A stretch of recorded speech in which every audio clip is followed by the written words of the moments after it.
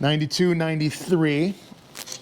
This is their DTK. So I'm not sure what DTK stood for.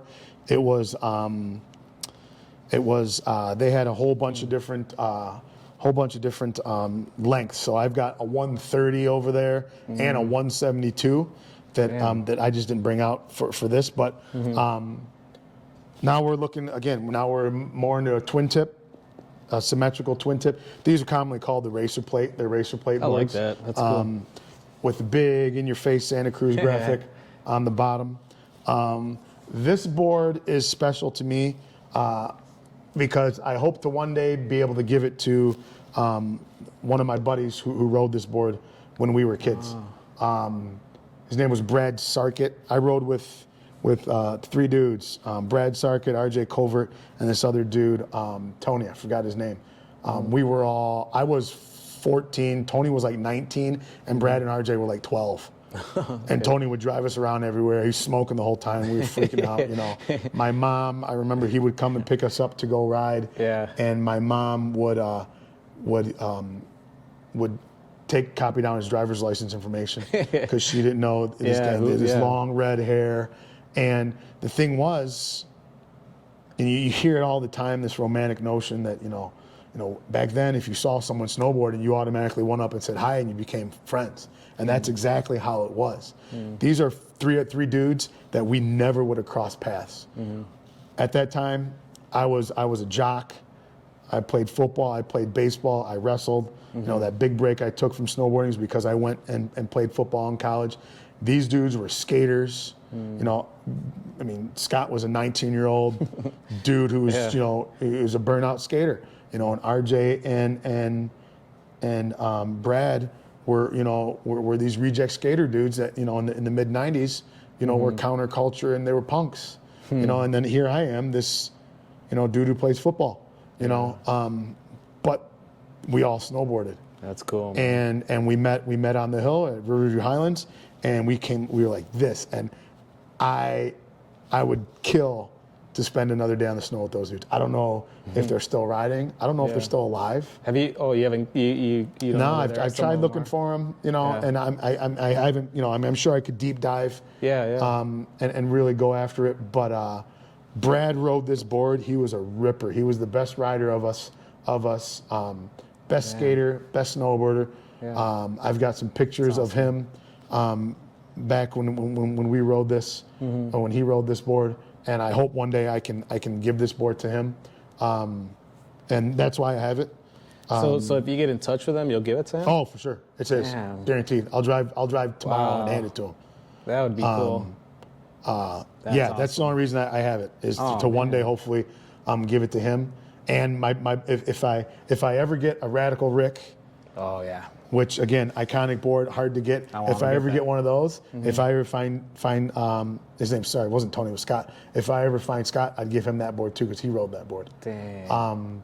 That's a Libtech, right? The Radical Rick? Yeah, the Libtech Radical Rick. Nice. But yeah, awesome board. On top of it just being a sweet board, you know, personally to me and my buddies who rode it, has a leash screw. Actually, even says leash. Yeah. You know, that I was talking about a few boards back, where you would attach your leash. But even when you look at this, you can see someone screwed some wood screws, some tiny pinhole wood screws, because they tried to widen out the stance. The stance. But yeah, just Santa Cruz, you know, DTK freestyle board. But one of my boys his board, you know, awesome board. Look at that. Beautiful. Racer plates. Yeah, I love that. Man. Yeah. Wow. And like I told you, every place has their crew, and we met through, you know, Windy City Snowboarders,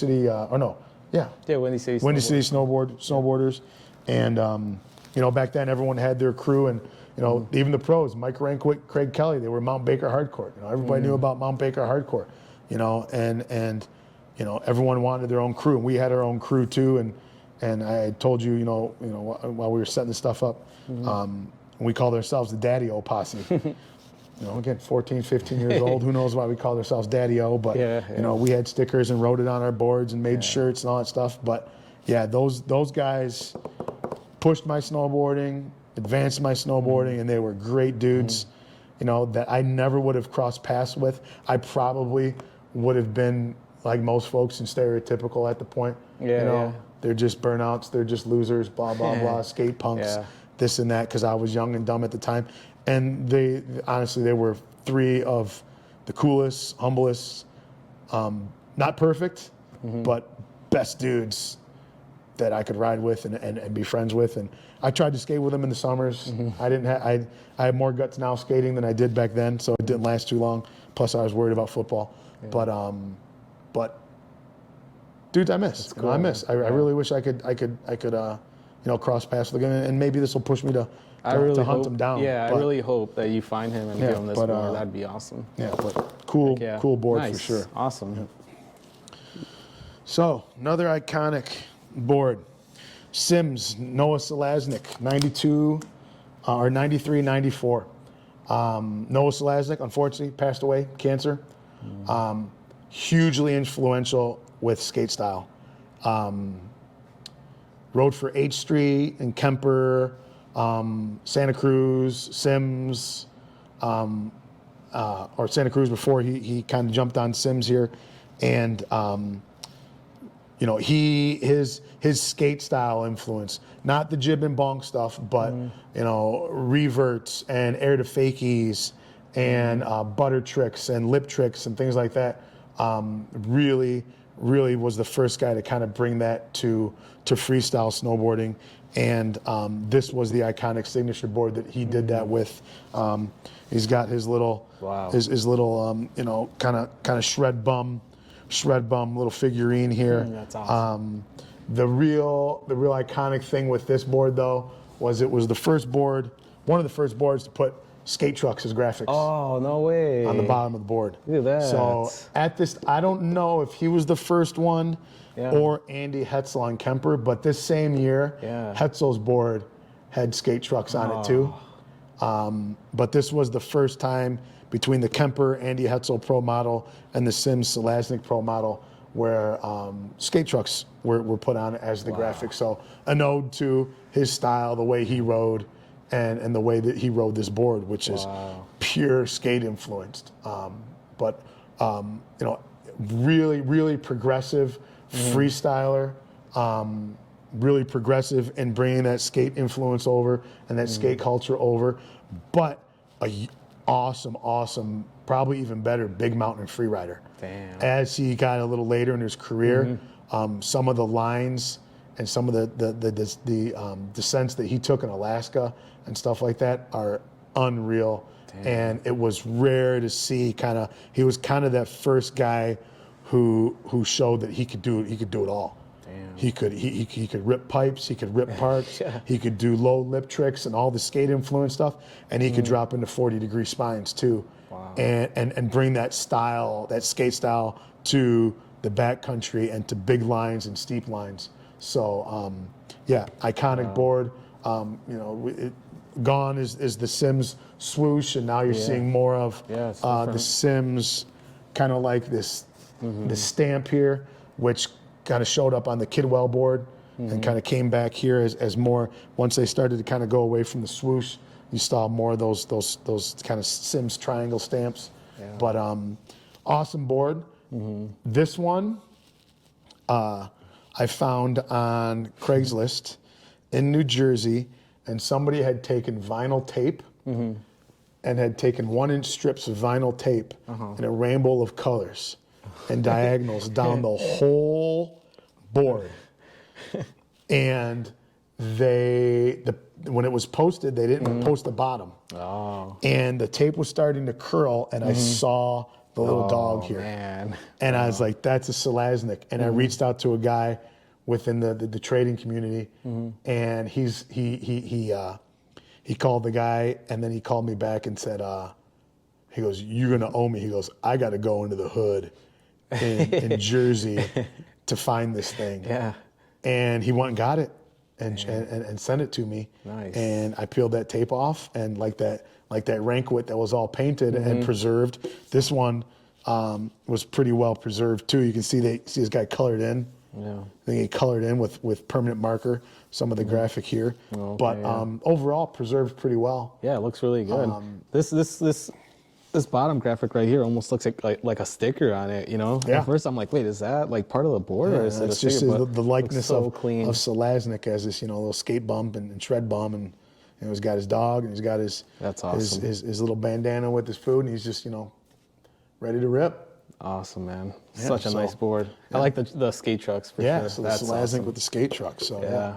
And there's been a few other boards that have put trucks on, but you know, you got you got to be the first. If you're the first, then it's already done. You know, the other ones, but you'll see some Alien Workshop boards, I think, have you know, and some here or there. But yeah, between him and Hetzel, they were the first two to put skate trucks on their graphics. So this is my second.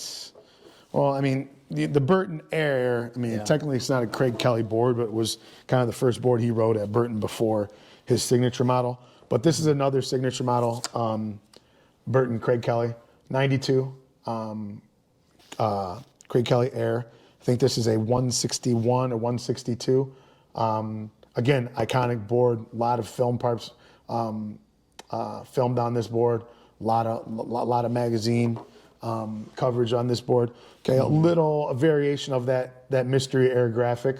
You know, instead of the black and white down the middle, now it's offset. Got some red in there.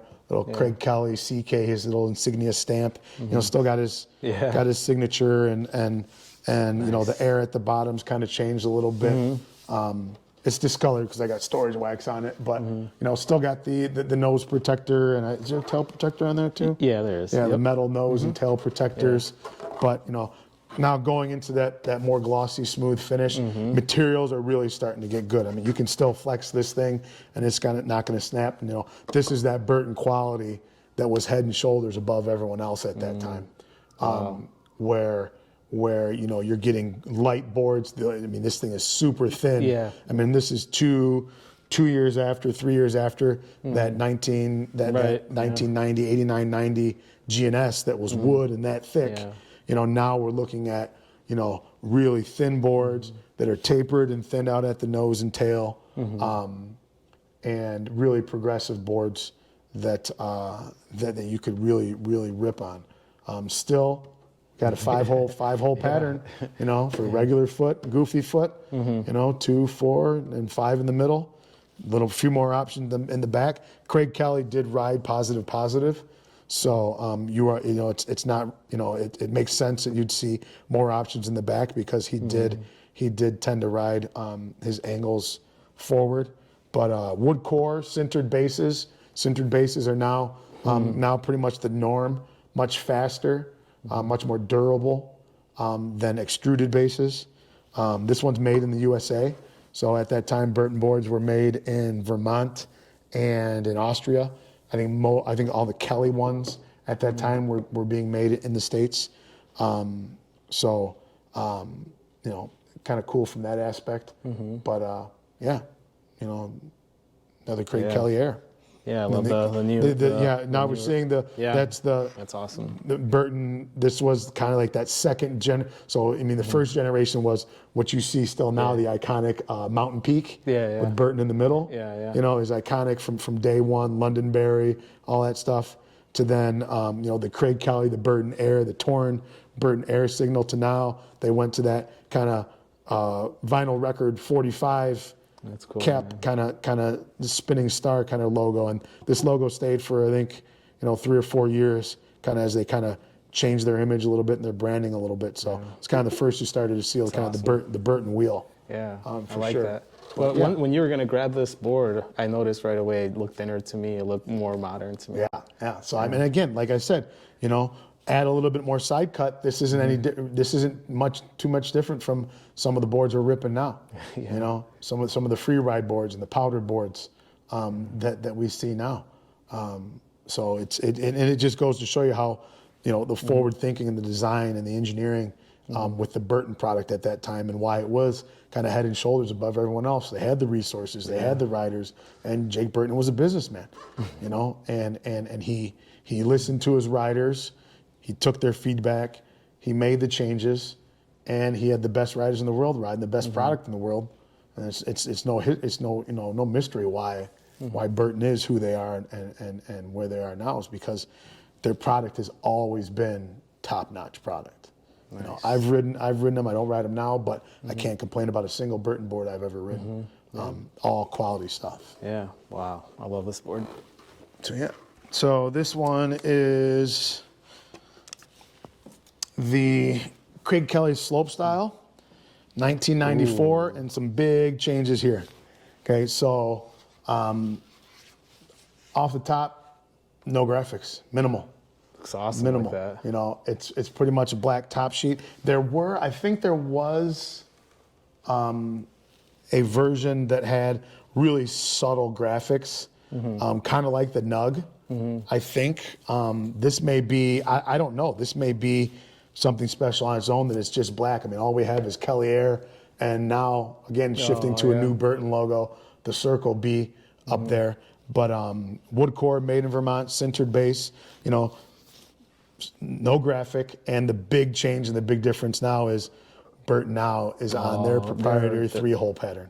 Yeah. So at this time, the industry now shifted to 4x4. So the rest of these boards, I think that we'll see, will have our 4x4 pattern that we know now. Yeah. And that's what the industry standard shifted over in 93, 94.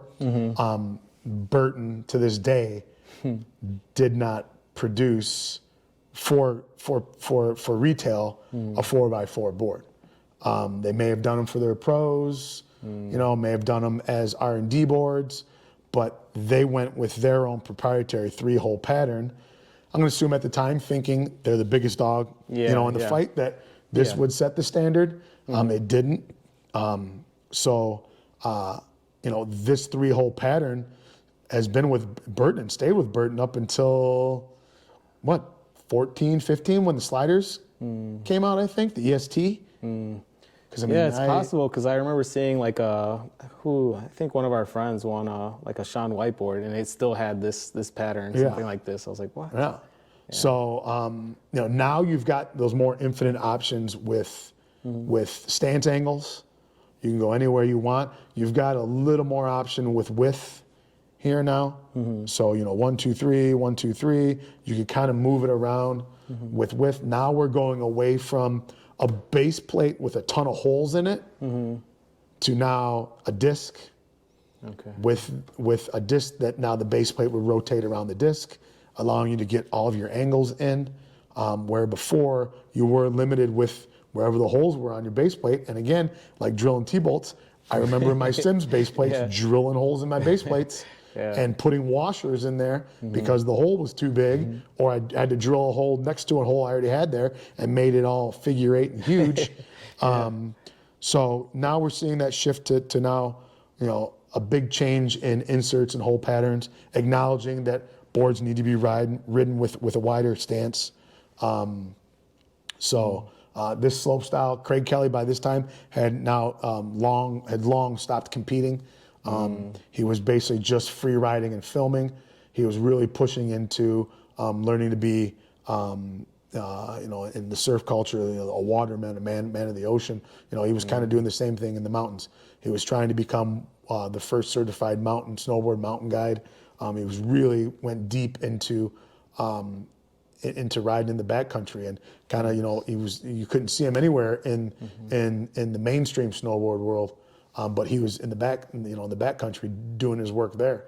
And, you know, you start to see his boards go away from these freestyle boards to now these big all around free ride boards. I think this one is a 60 something, maybe even a 70, I'm not sure. But got the Burton, kind of a torn up, disheveled Burton, the Burton Star barbed wire. Ironically, I saw a dude riding this board at Wilmot yesterday. No way, really? Yep, riding it yesterday, you know, and making turns on a board that's close to 30 years old. Yeah, well, some people like just take out their old boards. They don't know, like, that it's something. They're just like, this is my old board. I don't have anything else. Or it was handed down to them, or this or that. You know, I mean, we see that all the time, and I'm sure you guys all see that all the time. But yeah, you know, the crazy thing here is you got 3 different Burton logos here. You got the Burton B, which was at the time, like this Burton B, I think stayed until like 2012 or 13. Yeah, I mean, I think so. Yeah. And the It did, because when I started riding, I mean, that logo was still out there. Yeah, You know? and if I get it wrong, if Neil up in Minnesota, if you see this, I know you'll correct me because you're a Burton Air stud. So you've got the Burton B, you've got the 45 track kind of star, like the vinyl star, and then you've got the Burton wings. Oh yeah, the B and the wings at the nose. So kind of unique in the sense that, you know, I don't know, without any graphic on this may have been a one-off board. I don't know. I should probably look into that. I'll reach out to, you know, dudes like Neil Bromanshuckle out of Minnesota, and there's a dude down in the Carolinas, Craig Watson, who's a Burton aficionado, and those dudes may know more about it than me. But now that I look at it and think about it, who knows? This might be a one-off special board. I don't know. That's cool, man. I don't know. Who came out with the disc, like on the bindings? Burton, or they were okay. Burton. Okay, Yep. I never knew who did that. Yeah, Burton was the ones who started the disc. Yeah, because you just mentioned that, but I wasn't sure if they were. I believe Burton. I mean, again, at this time, the four-hole pattern had started to take hold. So, like at that time too, now you saw things like Preston bindings, metal base plates, low cut, low back bindings.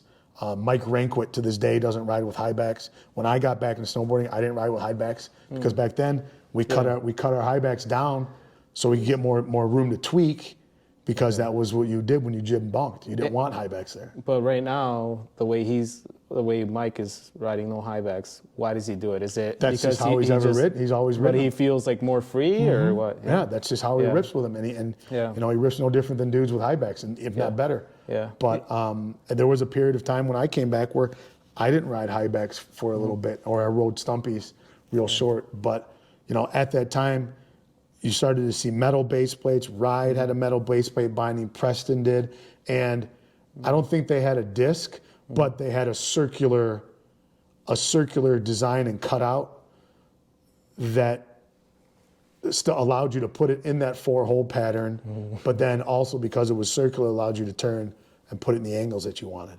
So I believe these were discs then. They may have been a channel cutout in the bindings. I don't remember.